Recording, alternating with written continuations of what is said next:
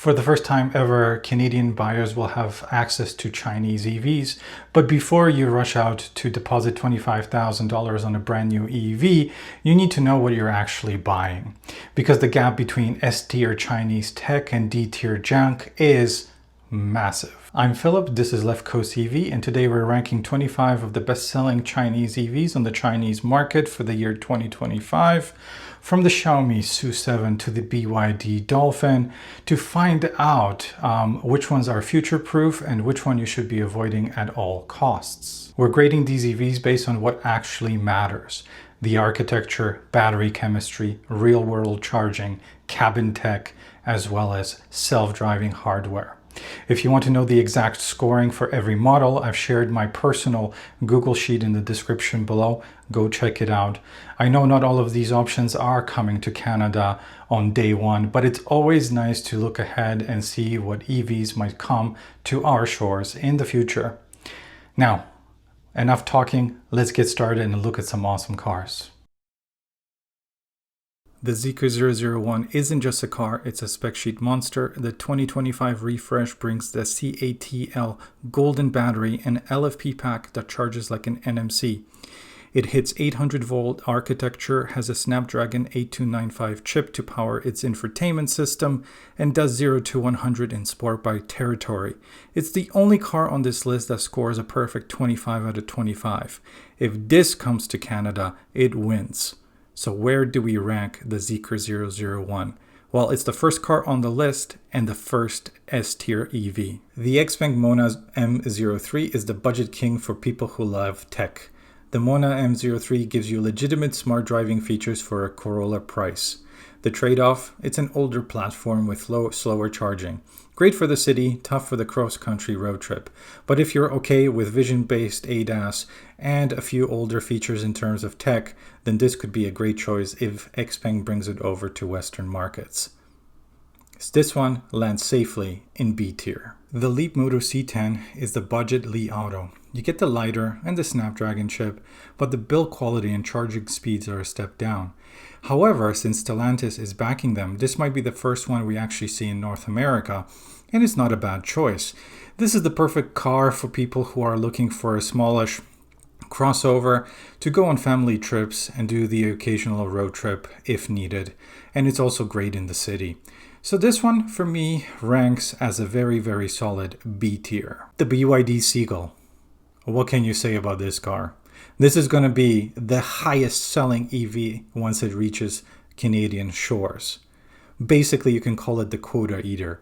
Everybody's going to be putting money down on this thing. However, it is not perfect. At best, this is a C tier EV. Slow charging, slow battery, not much in terms of tech or ADAS functions. But for the price that it will be available in Canada, I'm sure a lot of people are going to jump on this. So it's going to be the best value on the planet. It's not high tech, but it's a car that is going to change the face of EV adoption in Canada. So as a value, this would be a solid S tier.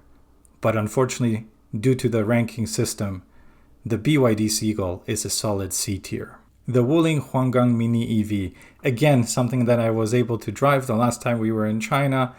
It is the legend. It is the thing that started it all. This is how EVs became what they are today in China because of this little electric car. But let's be real here for a second. It is a glorified golf cart. It doesn't meet any Canadian safety standards or pretty much standards anywhere else. And if you do hit a moose with this, the moose wins. So this is a hard pass for many people, but I don't think it will ever come here. And because of this, this is a solid D tier. Nio plays a different game. The Nio ES8 is a luxury flagship, but the killer app is battery swapping. Who cares about charging speed when you can swap a full battery in 3 to 5 minutes? Combine that with the Nomi AI assistant and 4 Orin X chips that run its ADAS functions. This is the most future-proof computer on wheels on this list. Nio is sold in Europe, so I'm hoping that eventually these cars will come to Canada and Nio will also set up their battery swapping infrastructure when they start selling their cars. So where does the Nio ES8 rank? Well, due to all the features, it is easily an S-tier EV. The Li Auto L6 is the best family SUV you can't buy. It's an ER-EV, extended range electric vehicle, with a fridge, a massive dual-screen entertainment system, and incredible comfort. It misses S-tier only because it lacks ultra DC fast charging. But for a family road trip, this is the actual king. Unfortunately, Li Auto is not considering selling any of their vehicles in Western countries, so we will not be seeing any of them in Canada anytime soon. But like I said, the Li Auto L6 is an easy A tier. This is the global benchmark. You know it, you love it, many people hate it. The Model Y is efficient, the supercharger network is undefeated, and the software is rock solid. But it's still on 400-volt architecture, and the interior is starting to feel sparse compared to the Chinese competition. For many, this could still be a fantastic buy, but I think that there are better options out there. So this one is firmly in the A tier. Slightly ahead of its brother, the Highland refresh of the Model 3 fixes the noise and comfort issues. It's efficient and sporty, but again, no 800-volt charging and no LiDAR means it's theoretically less future-proof than a Zeekr. However, most Tesla faithful will tell you that you don't need LiDAR or other sensors. Vision-based ADAS is plenty enough for them. However, for us, it does lag behind all the other Chinese options, so the Model 3 Highland refresh lands safely in A tier. The Wuling Bingo, what can I say? I drove it in China, I liked it, it's pretty cool. It looks like a cute retro, I don't know, Fiat, or maybe a Mini, maybe? I don't know, you guys tell me. But the tech is non-existent, which I remember. It was just basically a tablet put onto the front and it didn't connect to anything. It doesn't have fast charging. It has very basic safety. And on the highway, it was questionable where it wanted to go because it was just like all over the place. So it's a perfect city car, but we'll never see it in North America, which is a shame because it would be pretty cool to see the Bingo here and drive it again in Canada. As such, this is a solid D tier. The Xiaomi YU7 is the Model Y killer we've been waiting for. It keeps the 800-volt charging architecture and the killer software, but adds family practicality. It is again a very, very hot vehicle right now in China. People are lining up to purchase one, so I don't think we will see it overseas anytime soon. But if it does ever come to Canada, just like the SU7, this is an easy S-tier EV and one I would love to drive myself. Next, the car that broke the internet, the Xiaomi SU7. Think of this as a smartphone you sit inside. It integrates seamlessly with your home and phone ecosystem. That is, of course, if everything at home you have is made by Xiaomi, runs on 800-volt architecture, and has aerodynamics that beat a Porsche Taycan. It's the ultimate daily driver. And it comes in many flavors, from the base to the max to the truly bonkers Ultra. The only downside? Good luck getting one. They're sold out in China and the waitlist is a mile long. But if it does ever come to Canada, the Xiaomi SU7, it's an easy S-tier EV. Now we come to a double header, the BYD Song Plus and Song Pro. These are basically the Toyota RAV4s of the EV world. Reliable, safe blade batteries, decent space, but boring tech and slow charging. They are more like appliances and not cool gadgets like the other cars on the list. But if that's what you're looking for, this is perfect. So basically you're just a RAV4 shopper. So these would be the EV equivalents. And because of this though, slow charging and low tech, they are only ranking at C tier. Think of the Aito M8 as the baby M9. You get 90% of the Huawei tech and the insanely smart cockpit, but in a smaller, more affordable package. It's going to be a massive seller, but it lives in the shadow of its big brother. Now, unfortunately, with this Huawei tech, I don't think we'll see many of these cars exported overseas to Western markets, but I'm still hopeful one day it will happen.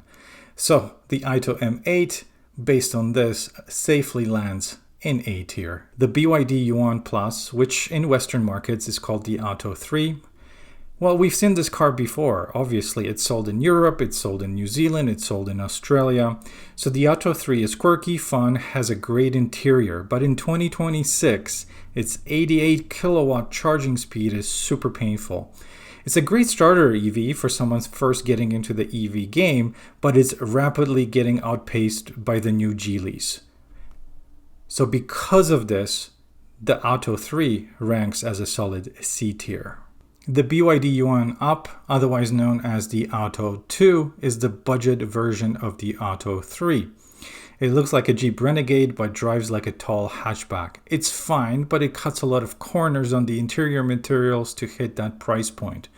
The tech and fast charging are also lacking, so you'll be spending most of the time in the city. Because of this, the BYD Atto 2 is a solid C tier. It's super small. It's adorable, but it's also not a real car, so you wouldn't be able to take it on any of our Canadian highways. It would be awesome to, maybe, I don't know, deliver pizza in it, but otherwise it would be super terrifying to take it on a highway on an extended road trip.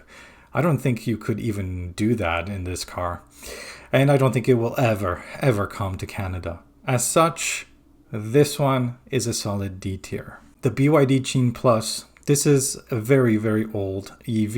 It was and probably still is the taxi king, but is being slowly replaced by the new Qin L.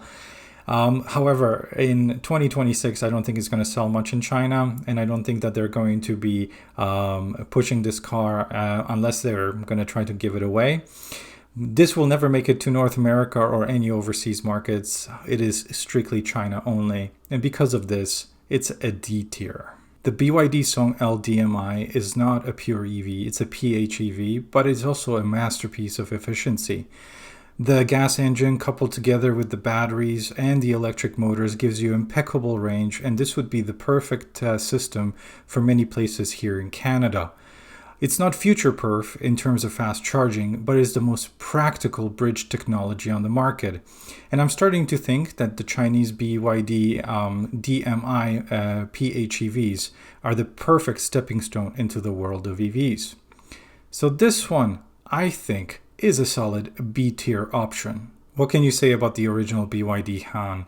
It is still selling quite well in China in its original form, but it is basically the veteran. It was the first BYD with new styling and then a new user experience. So it used to be the flagship, but the original one is showing its age. The styling, though, is still amazing, but the older one suffers from only 400 volt charging infrastructure and a very old and dated infotainment system. However, in 2025, BYD released the BYD Han L. Now, the BYD Han L of 2025 is a different beast. It features ultra-fast charging enabled by a 945 to 1000 volt high voltage platform and an 83.2 kilowatt-hour Blade Battery 2.0. It supports dual gun DC charging capable of 10 to 70 charge in about 6 minutes. You can add up to 400 kilometers of range in 5 minutes. It is designed for 1000 kilowatt 10C charging. But because we are only looking at the original Han, since this one just came at the end of the year, the original one, unfortunately, is only going to be a B-tier vehicle. The BYD Qin L is the range king on this list. With a full tank and battery, this thing does 2,000 kilometers without breaking a sweat. As an EV, though, it's very average because the fast charging is super limited, the technology also very outdated. But if you are a Uber driver looking for the perfect vehicle, this would be your S tier. But for everybody else, at best, this would be a B tier PHEV that you could get into if it does come to Canada. The Geely Galaxy E5 is the surprise of the year of 2025. The E5 uses Geely's new GEA architecture, basically cell-to-body tech for the masses. It drives like a car twice the price and has a great cockpit. It's the quiet achiever that could actually dominate the Canadian market if it does make it over here. The only small drawback is DC fast charging speeds on a road trip. They are well below the competition. However, for everything else, The Geely Galaxy E5 does well, so it ranks A tier. This is the Rolls-Royce of the list. The Aito M9 is an EREV, extended range electric vehicle, meaning it has a gas generator, but the tech is out of this world. It has a projector that can turn a wall into a 100-inch movie screen, zero-gravity seats, and Huawei's ADAS 3.0, which is arguably miles ahead than Tesla's FSD. It's expensive, but it feels a decade ahead. I don't think we'll be getting this car anytime soon here in Canada, but if we will, a lot of luxury buyers will be looking at the Aito M9, and it is easily an S-tier EV. The Geely Galaxy Xingyuan, otherwise known as Geely Galaxy EX2, is Geely's answer to the BYD Dolphin. It's a fantastic little city car with better software than BYD, but it's strictly a commuter. Don't expect to take this on the highway for long stretches or for long road trips. It does have pretty decent fast charging rates, but nowhere near what the competition can do. However, it is a great option for those of us looking for a much cheaper EV. This one ranks solid C tier. So now I want to hear from you. If you're one of the lucky 49,000 people that is going to be able to buy one of the first Chinese EVs to land on our shores, what car are you getting? Let's just say that they're all coming. Which one would be the one that you would like to go for first? I know I have my favorites. I really like the Zeekr 001. I also like the Xiaomi cars, but let me know in the comments below which car you think is the best from this list or from your own research, and I would love to hear you guys' opinion. Apart from that, well, that's it for this video. Thanks so much for watching. I really appreciate it. Like the video if you liked it, subscribe if you haven't already, and I will see you on the next one. Take care. Bye.